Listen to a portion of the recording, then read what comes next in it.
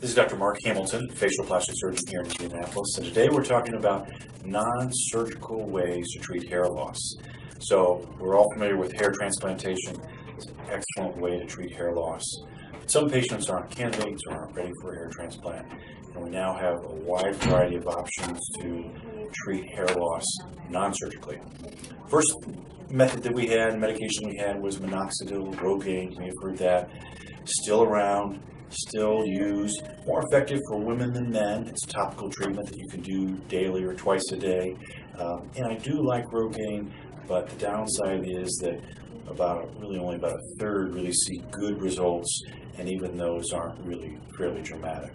So I like to use Rogaine as an adjunct to other procedures or medications.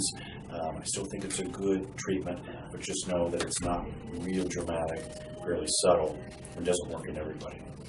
What is a great medication is Propecia, finasteride 1 milligram tablet, only used for men, but very effective. 9 out of 10 men that take it keep the hair that they have, and many, probably half, regrow hair.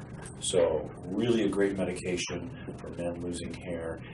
We talk about that in almost all of our consultations, so something to really think about if you're losing hair and you're male. A couple of new things out there, light therapy. You may have seen some of these laser combs or laser caps or even in-office devices. Really interesting device, really no downside to it, other than we have to use it regularly.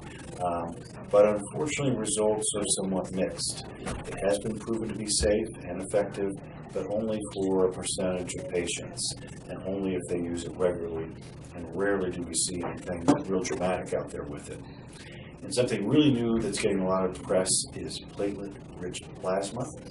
Oftentimes we'll combine this with other things such as ACell. The nice thing about PRP, it's your own. It's drawn from your own blood, and we spin it down to get a concentrate that's very high in platelets, and we can inject that or do microneedling with it.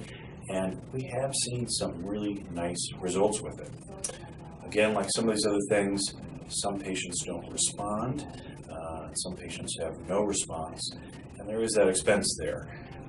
So I think it's interesting, it's new, I think we're still figuring it out a little bit, but for patients, again, who aren't a candidate for hair transplant or want to help their hair transplant, PRP is a nice new option.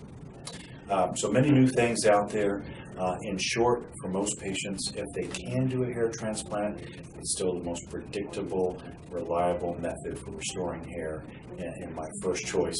But it's nice to know we have these other options out there for those who aren't candidates or who aren't ready for a hair transplant. This has been Dr. Mark Hamilton in Indianapolis talking about non-surgical hair restoration.